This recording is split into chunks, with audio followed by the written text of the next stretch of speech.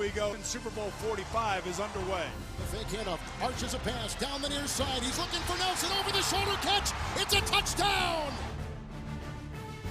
First and 10, back to pass, Roethlisberger, and it's intercepted. It's picked up by Collins. It is a touchdown! Over the middle, dangerous pass picked off. Line drive down the middle, Jennings, touchdown! Back in the end zone, Ward, touchdown!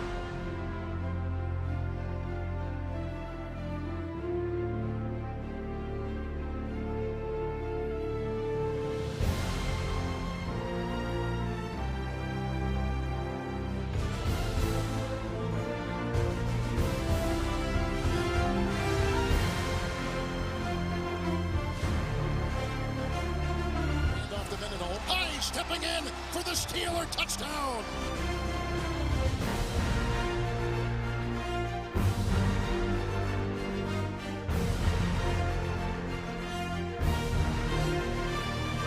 Heavy sack, Sambo brings him down. Center Roethlisberger hands off the ball. Oh, and a fumble on the play by Mendenhall. It's scooped up on the play by Green Bay's Bishop. Back corner of the end zone. Jennings, 8-yard touchdown pass by Rodgers. For Wallace, what a throw! Touchdown, Pittsburgh! The Green Bay Packers have won the Super Bowl.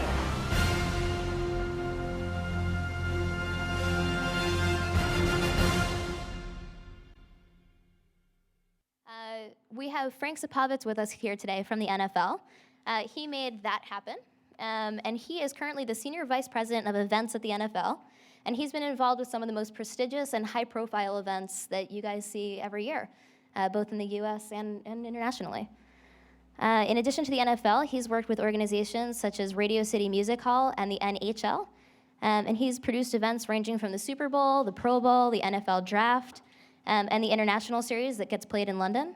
And he's also produced events like the NHL All-Star Weekend, the NHL Draft, the Stanley Cup Finals, and even such events as the bicentennial of the U.S. Constitution, the opening ceremonies of the U.S. Olympic Festival, and the Goodwill Games. Frank was inducted into the Event Industry Hall of Fame in 2006. He was featured on the True TV series NFL Full Contact last year, and he's also the author of 2 books on event management that are pretty much textbooks in the industry. And the list just goes on and on from there. So without further ado, I'm going to turn this over to another fellow Googler from the NYC office, Michael Anderson, and he's going to introduce you to Frank. First of all, thanks for having me here, all of you. It's really a pleasure to be at Google, and if you enjoy NFL football and you enjoy that brand, I have to tell you that Google's a part of my life too, both professionally and personally, and I'm delighted to be here and honored to be here. And I think that probably a lot of you went through college not knowing exactly what you wanted to do, or thinking you knew what you wanted to do. Some of you may have gone, for law and ended up doing something else. I ended up in the sciences because I studied what I loved, and if that's what you did the right thing, I think. And then I got to do what I loved. I actually, while I was in college, I'm a City University guy. I'm from here. How many of you from New York? The majority, many of you, not the majority. Okay, but I'm a City University guy. I went to Queens College. I took biology there. I just wanted to get into academia, research, and teach down the line. I wasn't looking to be a doctor or anything. I just enjoyed what I got into. And while I was there, I was ushering at Radio City Music Hall in the 1970s. And it was an incredible opportunity because while I was ushering, or actually when I just got out of college, and I was still an usher captain at the time, the company changed. It went from something that your parents will remember, some of you may remember, when they did a movie and a stage show as one ticket. And that's what I was ushering at. That was the format when I was ushering there. When 1979 rolled around, they decided to become what they are today, which is a multidisciplinary entertainment center where they do live events, they do some film premieres and special events and concerts and that sort of thing. And I was offered a management position there, and it's just an incredible place to work and a great place to learn the entertainment business, and I was learning from the ground up. So I said, you know what? I'm going to put the science thing on hold for a little bit. I'm going to see how this works out. And ultimately, it did work out pretty well because by the time I left there in 1989, I was the director of special events there.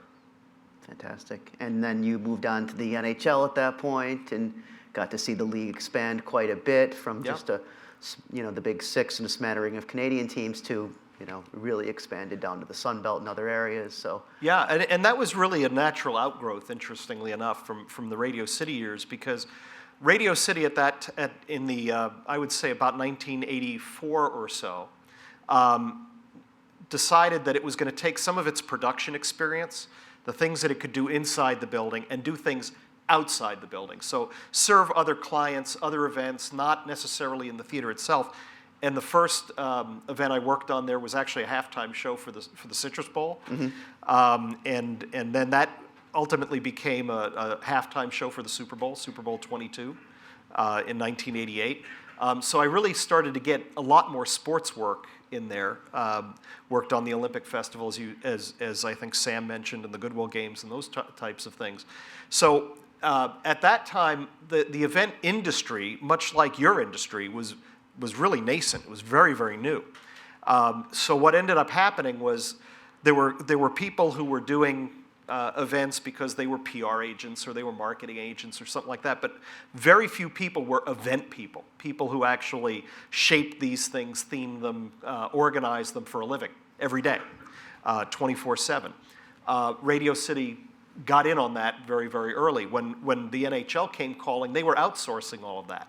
So it was the 91-92 season where they actually decided to have an event department of their own. They had a meeting planner and an assistant. I came in to kind of help bring all of the events that they do, whether it's the All-Star Game, you see some of the entertainment that we had done, which is very, very similar to what you see as a halftime show at Super Bowls. We were doing that out on the ice during All-Star games. So what you saw were bare naked ladies out there, the group obviously, not the concept. And again, we were throwing that stage out there in a hurry. We only had the time in between periods to be able to stage a quick couple of numbers and then flood the ice and then get the players back out there. So what the NHL also did was start to enhance their draft. And they kind of looked at the NBA and the NFL, what they were doing on television, and what the NHL did was made it a bigger live event. So what you see there at the NHL Draft, which is really intriguing and very different from what we do at the NFL, you see all those tables that are kind of go from right to left. That's a media riser. That's where all the writers are that are covering the event. And what you see in between there and the stage is actually all of the teams having a table of 21 people around it. So all the war rooms, for those of you who watch the draft or the NFL draft, all those war rooms are actually each of those tables at the NHL, and they're actually making deals between the tables. So it's a big open forum. It is, and what's amazing is that with all the secrecy that teams have and who they're going to draft, how they're going to draft, what they're going to do, the drafts are amazing things because they're business meetings. That's really what they are. They're player selection meetings. The NFL was able to take it from something that happened in a ballroom to create a television show out of it, and now it's on ESPN and NFL Network, and it's the highest rated non-sports event on ESPN. Every year, so that's coming around again in April. We also did award shows at the NHL. This one, I think that's Nickelback, if I remember right, in that particular year. A lot of Canadian that opened bands. That show. Well, that I think is the key difference between the NHL and the NFL. Yeah. The NHL has a great following here in the States, but it's life and religion in Canada. Yeah. And in the United States, the NFL holds that position. So I've been kind of blessed to be able to work on both sides of the border on brands that were really, really important. There's you and Sammy in the cup. Yeah, Sammy's in the back. Sammy and I have worked together for 10 years in 2 different leagues. One of the things that people don't know about the Stanley Cup presentation, if you watch hockey at all, is the on-ice presentation that everybody's come to know has always been the players lifting the cup over their head and skating around with it. And the trophy itself has this kind of mythology around it. We're starting to create that at the NFL too, but in a different way. And what you've seen since 2006 is the Vince Lombardi Trophy, which is our Super Bowl trophy, was just kind of presented by the broadcaster to the commissioner to the owner of the winning club. Now we have this whole walkout where there's a blue or a red carpet that comes out. We get a Hall of Famer. You saw Roger Staubach in the video bring out the trophy. And now what's happened kind of spontaneously is the players all reach out and try to touch it as it comes on up. So it's creating its own piece of production, if you will, that people are now waiting to watch. It used to be when the game was over, the television went off, people left the stadium. Now more and more people are staying to see it because it's pageantry, it's exciting, it's entertainment, and it's meaningful. Fantastic. I'm going to fast forward ahead a little bit. You end up at the NHL summer of 2005. I don't have to remind anybody what a terrible time that was in the Gulf region with Katrina. So you're now at the NFL in 2005, in charge of events production. You were then tasked with raising money for that region through the NFL. Tell us a little bit about what that must have been like. Yeah, you know what? That was a period that I was being paid, but you didn't have to pay me. It was really an incredible experience. The Saints were obviously unable to play at Superdome. It was a place of last refuge during Katrina. Everybody knows the horror stories there. It was a horrible period for that city. I was actually in Los Angeles finishing off the kickoff to the 2005 season. We had an event that was looking forward toward the 40th Super Bowl. We did it at the LA Coliseum, which is where the first Super Bowl was played. So we had this a big concert out there. It was part of a television show on NBC. And I got a call during rehearsal that the league was thinking about doing a telethon to help the Bush Clinton Katrina Fund, which was helping to revitalize New Orleans or help people get back on their feet right away. So it was just a few weeks after the storm, quite honestly. And so I had to hurry back. As soon as the show was over, I got on the red eye. We went back. We spent the next 10 days inventing a telethon. And what was, I think, interesting about it is I had never done a telethon before. And there was nobody I was working with who had done a telethon before. But what we did know was there's an entertainment piece. There's a piece that has to be produced. And then there's a fulfillment piece, which is how do you raise the money? You know, you always remember people getting on the telephone whenever you've seen a telethon. They're all there answering the phone, and how do those payments happen? We didn't know any of that. So we were actually very, very lucky. Our friends at Ticketmaster, which obviously work with almost all of our teams, have call centers all over the country. So we were able to work with them. Nobody knew it was Ticketmaster that was actually taking the calls. We promoted an 800 number during a Monday Night Football broadcast. We actually, for those of you who may remember this, we actually moved the Saints game to the Meadowlands here in New Jersey.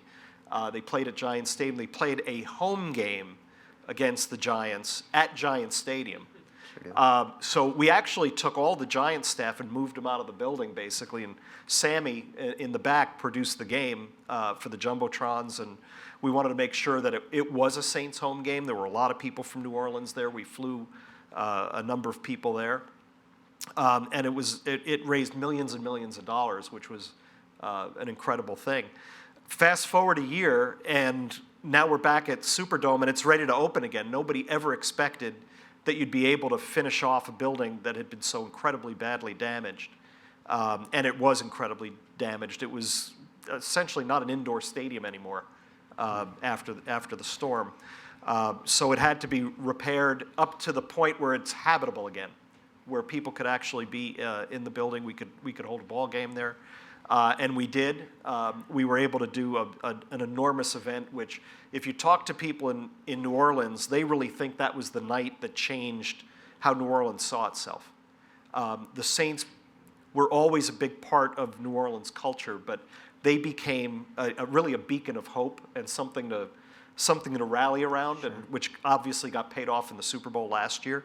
But we had the Goo Goo Dolls outside. Whether you had a ticket or not, you could come on out and enjoy the show. They sang Better Days as part of the television show.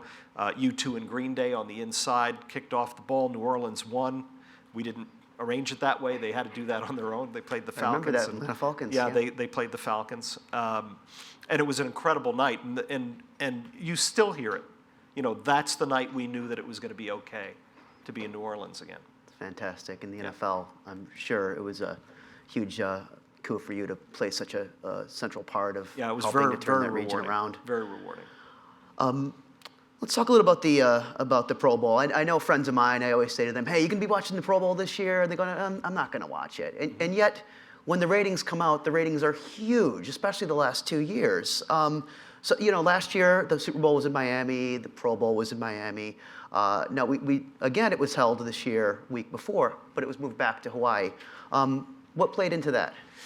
Well, you know, we're always trying to figure out what the next thing is, and how you continue to grow your product, how you continue to grow your brand. We knew that the Pro Bowl was kind of a little bit of a lost child. All-Star games in other leagues have a different reason for being. Sure. They're mid-season. Their championship games are usually best-of-7 series. You never know where they're going to be until 2 days before they happen. So if you're going to have a corporate opportunity to thank your sponsors, thank your fans, all of that, that's going to be at an All-Star game and an All-Star Weekend. That's what the NHL did. That's what the NBA and Major League Baseball does. The Pro Bowl isn't that, because we have a Super Bowl where we know that that's going to be somewhere 4 years ahead of time. So, and if the Pro Bowl is after the Super Bowl, it's, you know, you've just done the biggest thing ever, and then you just kind of trail off into an All-Star game, and everybody goes, why? So we were getting 3 ratings, 4 ratings on network television. It was you know, less than it should have been. So last season, not this past season, but the season before, we moved it to the week before. We moved it to Miami, which is where the Super Bowl was, Super Bowl 44, and played it in the same stadium, just to see what it would do, what dynamics would be different. We sold 20,000 more tickets, and really that's a function of the size of the stadium. Hawaii's Aloha Stadium's only 50,000, 70,000 in Miami. But the ratings went up 40%. Wow. And ESPN broadcast it, so it was actually an artificially low rating, because when you're on cable, the ratings are just generally going to be a couple of points lower. Well, ratings went up 40%, and I think everybody here knows nothing goes up 40%. No ratings of anything. If anything, ratings go down, except for Super Bowls somehow. So we said, okay, we've got something. It's now appointment viewing for our fans. What we also did, because it was in Miami and where the 2 teams that would be playing in the game would be in the Super Bowl game would be, we were able to get the quarterbacks down there. We got Peyton Manning down there and Drew Brees. They were part of the introductions. They were also kind of the halftime interview, and if you saw it, it was just magical television. These are the 2 guys who would be battling it out in the Super Bowl the next week, and they were just having an awesome time on the sidelines talking with ESPN. So this year, we had already had a deal with Hawaii to go back, and we have that deal for the next year as well. We said, why don't we leave it on that previous weekend? Because it obviously created some television appointment viewing. Sure. And we did that. It was incredibly difficult to manage. We can talk about that if you'd like in a little bit. But because, you know, Super Bowl, now Pro Bowl was 5,000 miles away the week before, same group of people, many of the same people having responsibility for both. And the ratings went up again, another 9%. So it's a proven quantity that with the right promotion and the right scheduling, Pro Bowl, although it's not our best product and we know that, it's not a competitive game. It's, you know, 2-hand touch at best. But it is something that the fans want to see, because we're getting 8 and 9 ratings now. Right. So it's, you know, Super Bowl 8, 9, 10 days ago. That ends, and it's almost like there is no off season for the NFL. Yeah, actually, Super Bowl never ends either. Right. Everyone's already looking ahead to the NFL Draft. Tell us a little bit about that, as far as you being the event producer, how you're involved behind the scenes. Well, the draft, as I mentioned, is a really unique event, I think, of anything you might see on television. It is a business meeting. I mean, at its core, that's what it is. And it's a business meeting that became a television show that became a live event.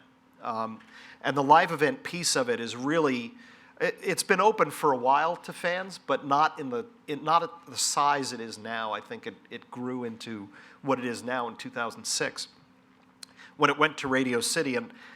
And okay, I knew how to do an event at Radio City, but I was afraid of it because it's such a massively huge building. And this picture kind of shows you, how big one person on the stage really is. It is kind of, how do you fill that place and how do you keep things going? And one of the things that we do with it, which I think is kind of cool, is we've got two different broadcasts going. NFL Network on one side, ESPN on the other. We're showing those feeds on the video screens. And then we have little radios that we give everybody when they come in so they can hear the commentary for one or the other. So you're not really disturbing the essential mission of the draft, which is to select players. You're not disturbing the television broadcast by hearing other things in your ear. We keep music going and those kinds of things. We've got trivia going, keep people excited for what's essentially 14 hours of meeting over 3 days. Wow. But you're able to actually get all of what you would get at home right there because you're able to hear the feed more privately. Which has really enhanced the fan experience. It really has. It's a free event. And frankly, if we charged for tickets, we'd sell it out. It's just people line up the night before. Around midnight, we start giving out wristbands so they don't spend the night there. We want to keep them off the street. And then they go off, they get some rest, they come back the next day, and we seat them for a very highly rated television show. This is going to be a good segue into my next question, and that is, how do you go about selecting Super Bowls? We're talking about New York. What is the process for that? Well, Super Bowls are really, the site of the Super Bowl is determined by the 32 owners of the NFL, the 32 team owners. We oversee the bid process for that. It's a process that takes about 6 to 8 months. We issue what you see there, the covers for the bid specifications that we send to any team or any region that's interested in hosting it. It is a very exhaustive book. It's almost as big as the release I signed for Google just a little while ago. It's about 240 pages of stuff you have to know, questions you have to answer, things you have to make sure that you have in order to host a Super Bowl. And then the teams, we actually work with all of the teams that do want to pitch for a Super Bowl. We're agnostic. Our job is to take each of the proposals that are being developed, make them the very best they can be. So we don't have any interest in one particular city over another. We'll assign an account executive, if you will, who will help shepherd them through the process so that when the owners get the opportunity to vote on where the Super Bowl is going to go, they have an incredibly hard time because you'll have 3 or 4 great proposals to choose from. Sure. And then they'll be able to make the determination on, gee, is this a warm weather year that we think we should go to? Or is this should we be going to a city that supported the building of a new stadium, for example? Where are the next 3 Super Bowls? Well, the next, of course, we just left Dallas-Fort Worth, Arlington, Irving, North Texas. We're going off to Indianapolis next year, another new building, spectacular new building. Very, very different, right in the middle of an urban area. So it's got its own little challenges in terms of and you'll see when we talk about the Super Bowl app, what we have to do to an area to host a Super Bowl. It's not just the stadium itself. Then we go to New Orleans, which will host its 10th Super Bowl. It'll be tied with Miami for that. And then we come here to New York, New Jersey, and play the first Super Bowl outdoors in 2014. Wow. What challenges were learned, I suppose, from North Texas as far as weather goes that you might help prepare you for New York, New Jersey? Well, the lessons that we learned in North Texas are many and varied. Some of you have read about them, and I'm not even going to comment on some of them. But, weather is something that you can't predict. And it's not anything you can do anything about. You just have to be prepared for it, whatever Mother Nature throws at you. We had an unusually challenging environment in North Texas. There's a belt of cities in the United States that are prone to ice. Snow, you can get past. I mean, we all drive in it, or we all get in cabs or buses or whatever. Ice stops you totally. There's just nothing you can do to navigate around ice. Well, luckily, we had an ice storm on Tuesday, Monday night into Tuesday, which is media day. And that's when we get all the players and teams and personalities to the stadium to be interviewed by the 3,000 or so media who were there. We were able to get that done, but we had, along with the Texas Department of Transportation and others, a very, very robust plan to clear the streets of ice and snow if those things should happen. Well, imagine, if you will, a market that's 1,600 square miles, and it gets hit by an ice storm right before you need to have an event at the stadium. We had to be very selective, working with TxDOT in what streets were going to get cleared and when they were going to get cleared. The schools were closed from Tuesday until this past Monday. I mean, it never melted because it was 16 degrees for a solid week. So they're used to having an ice storm or a snowstorm. It melts, it goes away, have a nice day. And in our case, we got hit with an ice storm on Tuesday, deep cold all the way through, a prediction of a dusting of snow on Thursday night, which became a half a foot of snow when we woke up in the morning. The team still got to their indoor practice facilities. The media still got to where they needed to go, but it was really, really, really slow. The effect that we had following that was something that, again, nobody could predict. While we were clearing the stadium of grounds of ice and snow, parking lots of ice and snow, ice was avalanching off the stadium. Wow. In four corners of the building, and a few people got hurt. We had to seal off those areas. And on game day, there was still literally wreckage underneath each of the corners of the building where the tents had been destroyed, where there was going to be merchandise and concessions and portalettes and all of that sort of stuff.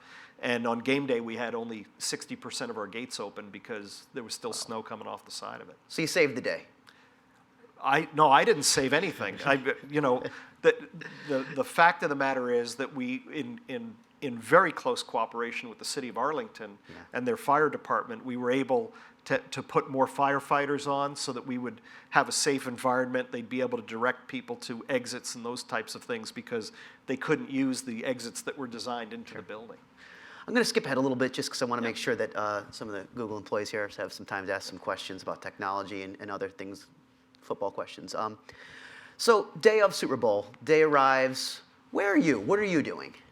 Well, most often I would get up into what's called NFL Control, which is up on top of the stadium. And we're going to see it in a little bit. We're going through a bunch of things. But it's a control center that we build specifically for Super Bowl. If you think of it in terms of mission control at NASA, it's very similar. There's a flight director. That would be me in this particular case. He's talking with any number of individuals who have specific responsibilities for one thing or another.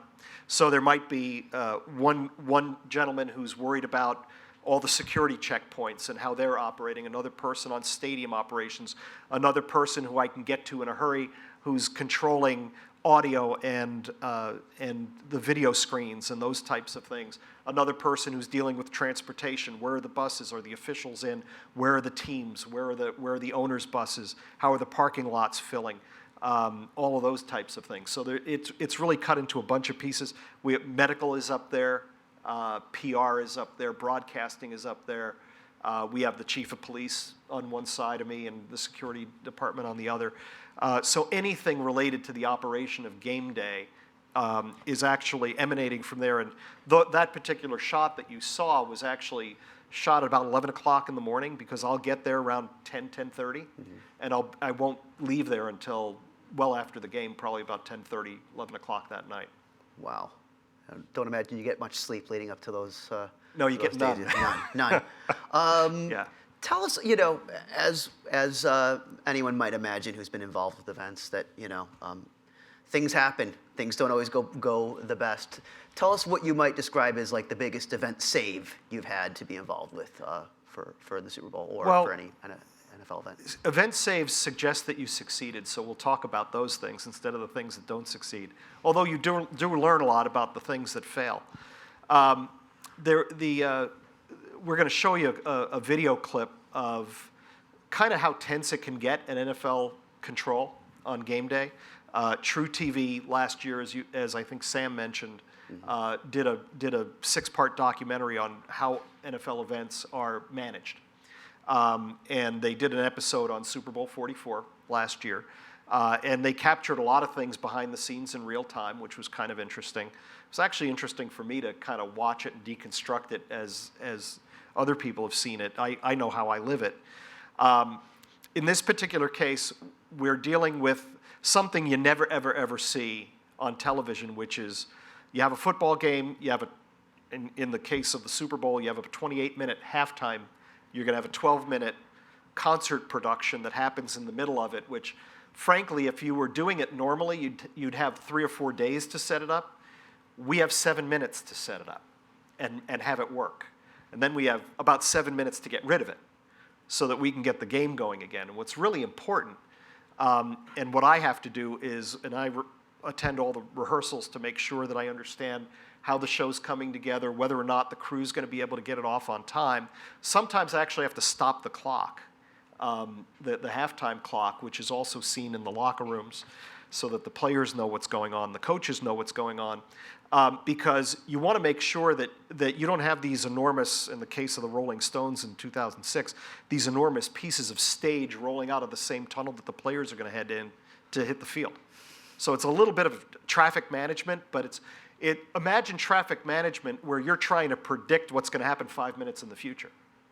Because once those stages are moving and the players are moving, there's nothing I can do to stop them. No. So you want to make sure that you can get this traffic management thing done. The other is television's going to be ready when television is ready. Yeah. And with commercials running $3 million for a 30-second spot, you don't want to be 30 seconds late. That's a $3 million mistake. So it is somewhat pressure-filled in that respect, and this will show you a little bit about what we had to do to see that happen. Quick as we can, guys. Quick strike, quick strike. There was only so much time for the whole halftime. We knew the setup was going to take about 9.5 minutes. We knew how long the actual performance was, which was about 12 minutes. So that only left us 7 minutes and some change. And so, we're trying to beat that. Here come the players. This is where we're getting problems right now. 3:30 on the halftime clock, 3:30. Colts players emerging from the tunnel. We gotta pick up the pace. We're going too slow. Come on, guys. Keep the line moving. Don't let anyone stop rolling. I don't think we're going to get him out. Stage is still in the middle, coming out slowly. Come on, guys. It was a very, very tight timing. Stage is now on the Saints side of the 50-yard line. 47, 46, 45. Just get going. Okay. Colts players emerging from the tunnel. Oh gosh, we got players coming out. Let's go. Come on, guys. You want the players to have the exact amount of time in the locker room that they expected. Let's take over the game, guys. Take it over. Damn it. They're stuck. Does not look good. I don't think we're going to get him out. There we go. Thank goodness we were able to get the last piece of staging off just as the clock hit 0. Okay, go, guys. We are off the field. Look at that, right to the second. It worked. Because it's only your ass if it doesn't. And no one else's. Hey, I would have gone out on a high, right? And welcome back to Sun Life Stadium in Miami Gardens, Florida. And none of that timing, by the way, was made up on the television episode. That really happened that way. That was all real time. And it really came down to like the final second. And I had to see, the problem that I have is I have to make that decision 5 minutes before that happened to stop the clock. I can't, once the players are out there, there's nothing I can do. Yeah. Or once they're out of the locker room, there's nothing I can do. And the Stones show in 06, I knew that they were not going to get that thing done in time. I just knew it. I knew it from watching the rehearsals. The other thing is, remember, 2006 was played in Detroit. All of those stage pieces were coming from Comerica Park across the street, and there was snow and ice and everything else on the way.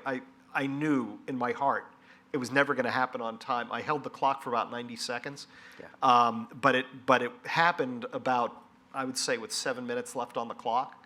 So nobody was ready to come out of locker room, and I just radioed the locker room and told them, we're going to be holding, don't come running out quite yet, because that was the same tunnel. Here in Miami, you had the ability to use 2 different ones. Yeah. Ford Field in Detroit has only one.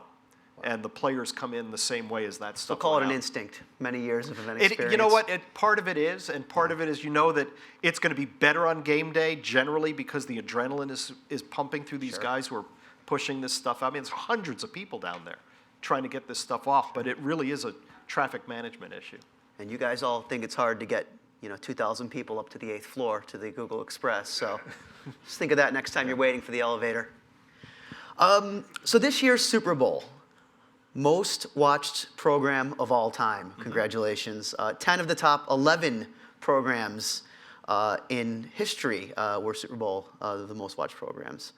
Pressure for you? A little bit. Not as much as you think, though. That's not why, if you do what we do for a living, it's part of the scenery. You're doing it to do it the right way, not to do it the right way in front of more or less people.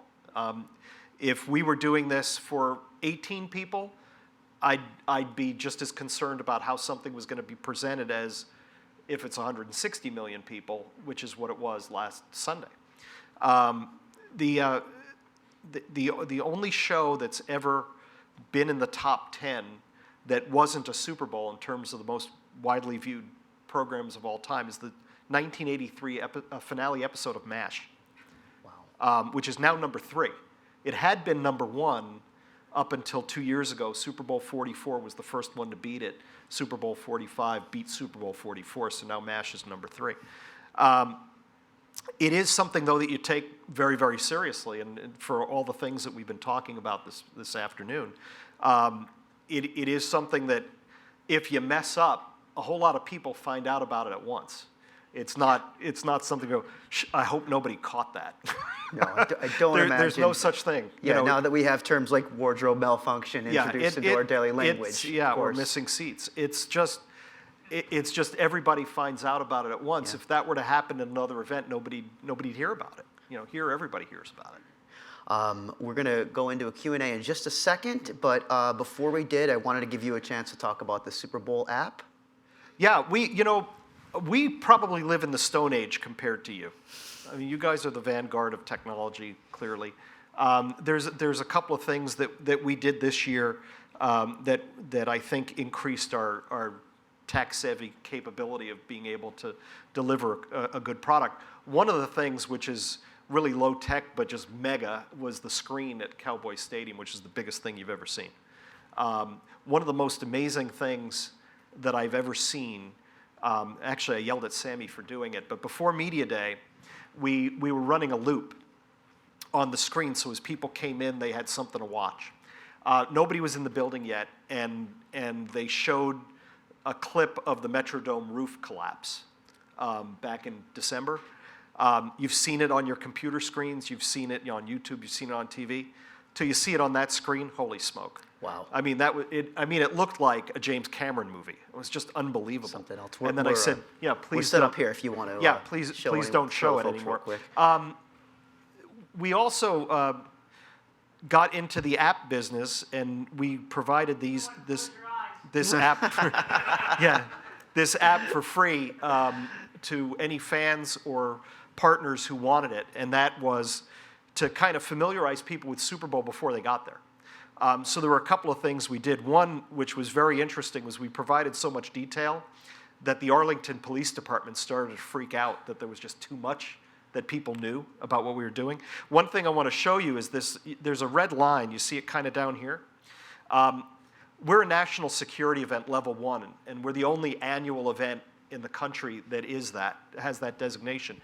What that means is that there's an extraordinary amount of federal security help. Everything from a temporary flight restriction over the stadium from 2 hours before the game until an hour after. Nothing can fly over. That's why you don't see blimp shots anymore from the Super Bowl. Haven't for years. We sometimes can get a plane, a police plane or chopper, and put a camera on it so that you can see something. This year we couldn't get that done. They didn't have the equipment for it. But you also have to go through security checks just like an airport. So we have about 130 magnetometers that are installed just for that one day. And that's the metal detector you go through when you go to the airport.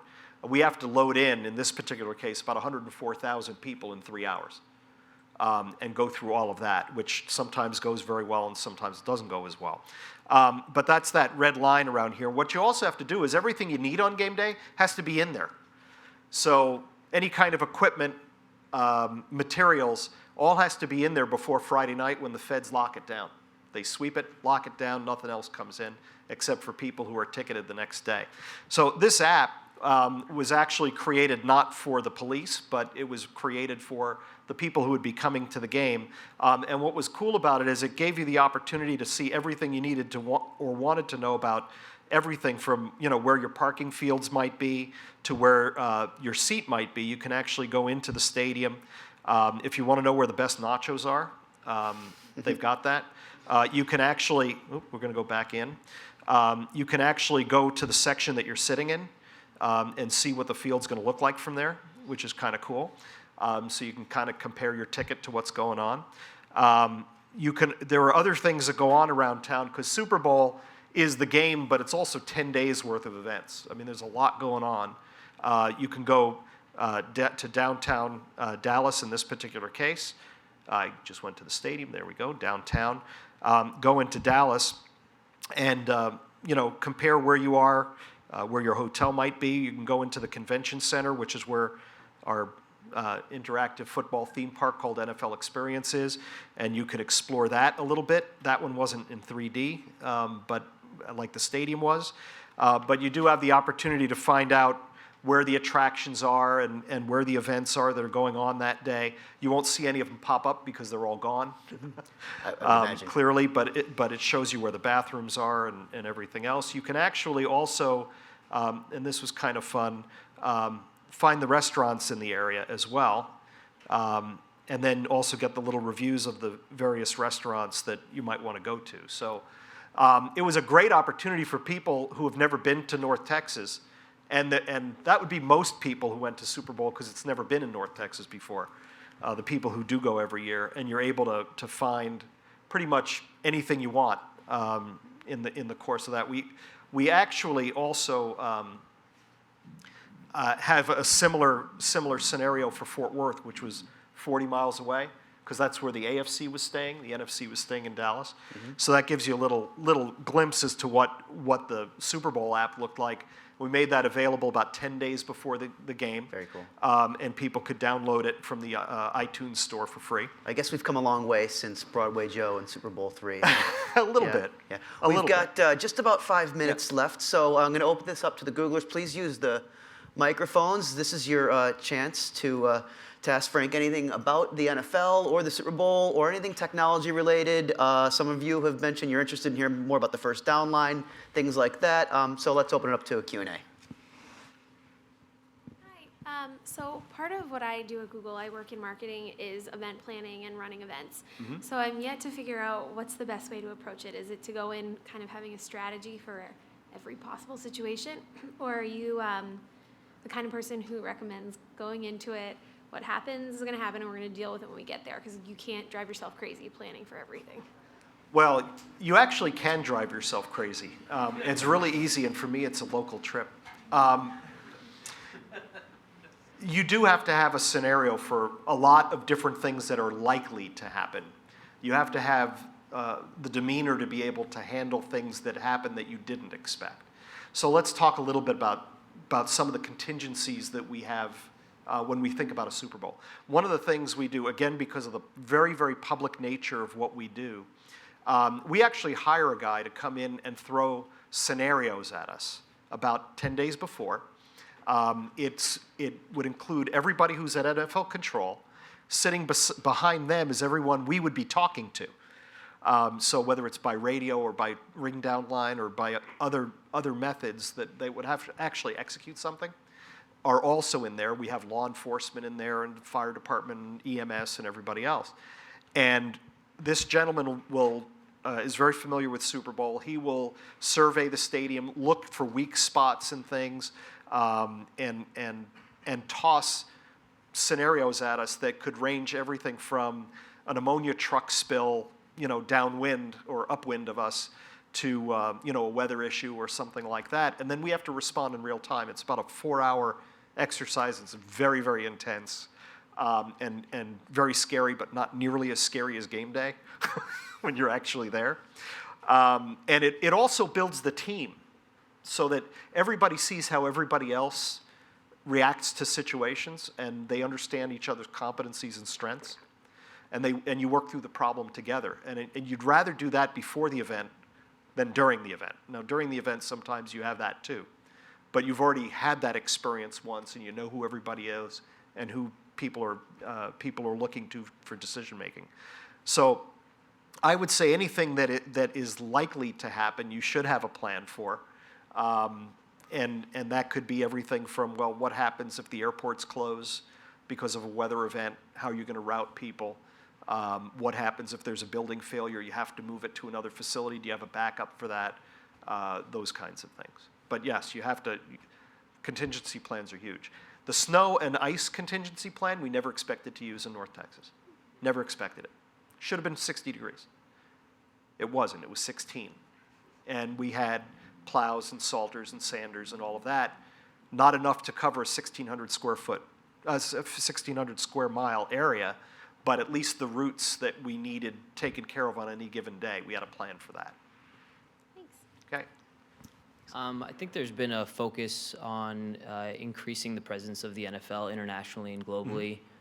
What would you say you've done maybe outside of traditional broadcast media to facilitate that with technology? Well, the first answer is a low-tech answer. The first answer is we actually play games in London. We play one a year. That may grow. It's been incredibly successful. We started our international regular season games in Mexico City in 2005. Sold 103,000 tickets for that. You're looking at a game that was played in London. They love the cheerleaders. They love the game. We get 90,000 people at Wembley Stadium. It's a sellout every year. It's like the event. It's kind of a must attend. And I think that's what makes it very special. If you were doing it 8 times a year, it's not quite as special. Once a year, it becomes very big. What it has done is actually both fed and been fed by digital media and broadcast media. So we have a very robust site in London or in the UK called NFLUK.com, where you can go and actually watch games in progress over there where you can't see. It's almost like the red zone idea, but you have the opportunity to be able to see different pieces of games as they're occurring, and that's huge. Now, are you familiar with red zone? Mm-hmm. Red zone, how many people don't know what red zone is? Red zone is a very cool thing. What we've done, because every one of our games is televised somewhere, even if you don't see it here, is in Culver City, California. There's a control center where they actually have a host who brings you from game to game. So any play that could potentially score is what's on at that particular moment. It really is, television crack. Honestly, you can't stop watching it. You just can't, because it's like, oh my God, there's going to be a score. Oh my God, there's going to be a score. We actually introduced Red Zone into every stadium this year. Actually, Sammy oversaw that project, so that every stadium, every team has the ability to use Red Zone during stoppages, during quarter breaks, during halftime, and during pregame. Red Zone was used in London for the very first time at Wembley Stadium, and it was so successful that when we showed it, people actually applauded. Like they saw a game that was happening in the United States at the same time as what they were seeing live in London. And they just thought it was the most amazing thing they'd ever seen. So some of the answer is a low-tech answer. I'm not the hardware and software guy. I can tell you what we apply to it, and those are the kinds of things that we apply. Thanks. Okay. In 2004, 2005, the NHL had its lockout. Yes. So did that influence your decision to leave the NHL for the NFL? And I guess a follow-up to that is, how do you work jointly with the league during a lockout? Like, I know the NHL really had to reinvent themselves afterwards. The NFL has an impending lockout that could possibly wipe out the upcoming season. So how do you work jointly with the league during labor stoppages? Well, let me answer your first question first, and I think there were 3 or 4 in there, so I'm going to try to get to them all. It did not influence my decision. It happened to be coincidental. The job that I currently hold became available actually just before the lockout, the NHL lockout, and I was actually up in Toronto as Director of Operations for the World Cup of Hockey at the time. And it was just an incredible opportunity. If you have the opportunity to work for the NFL, like Google, if you can be associated with the best brand at what you do it. I mean, you want to be able to put that on your shingle. So it was related, I guess, in a sense that it happened to be at a time that I could do it, but it wasn't the reason why I did it. Labor issues are tough and challenging, literally for everyone, including the fans, right down to the hot dog vendors. Doesn't matter who it is. It's sports is part of the American culture. The Super Bowl is part of the American culture. NFL games on Sunday, you just say, what are you doing on Sunday during the season? Regardless of where you go, there's a game on TV, and people are watching it. So it is a very, very challenging time. What it is if you have the resources to be able to do it, it's a good time if you're not otherwise producing things, and we will be, and we hope to be playing. Quite honestly, we hope to have a deal with the players very soon. The sooner the better. You have the opportunity to look back at the things you are doing, and you have time to make them better. Because Michael said it before, there is no off season for us. We go from one event to the next, to the next, to the next. And when people say, well, when do you take time off? I say it's a Tuesday in July between 2 and 4 in the afternoon. I mean, that's really, we're just cranking all the time. Super Bowls, we're working on 4 at a time, in various stages of preparation. So what you try to do, if you're me, what you try to do is take a step back and look at what you're doing and just try to make it a better product at the end of the day. Hi, how's it going? Good. I was a fan growing up in Ireland. Took part, followed NFL, and there was a technology change that happened then, and another technology change that's happening now. At the time, the technology was that it moved from free-to-air broadcast on Channel 4, and it moved to Sky. Right. And it scuppered a fair generation of fans, right? Kind of a lot of people didn't get watching. We're now hitting a situation where the majority of college graduates are choosing to not get cable TV. How are NFL dealing with the move to most people watching most video on the internet? I know you. Well, I don't think most people are watching most video on the internet yet when it comes to NFL product. If you look at the trend is only going one direction. Not when it comes to NFL product, though. That's because you have control. Right. That's true, and that's kind of nice. What's interesting is while there is that trend, our television ratings have never been stronger. So you're right, we do control that, and we control it very strictly. We have a certain number of rights holders, CBS, NBC, ESPN, and Fox, and they each have their little piece of the pie. But what's different about, I think, sports is it's appointment viewing. You're going to go to where you can view it, at least for the time being. That's the culture. It's at 4 o'clock on a Sunday, or it's at 4:15 on a Sunday, or it's at 8 o'clock on a Sunday, whatever it happens to be. If you have an interest in watching it, that's where you're going to go to watch it. And what's counterintuitive about the trend today, or our trend and the trend toward digital media that are not digital broadcast, is that everybody's ratings are falling except ours. Which is just absolutely fascinating. Pro Bowl ratings, we talked about, never been bigger. Regular season ratings, never been stronger. Playoff ratings, never been bigger. Super Bowl, most watched television program of all time.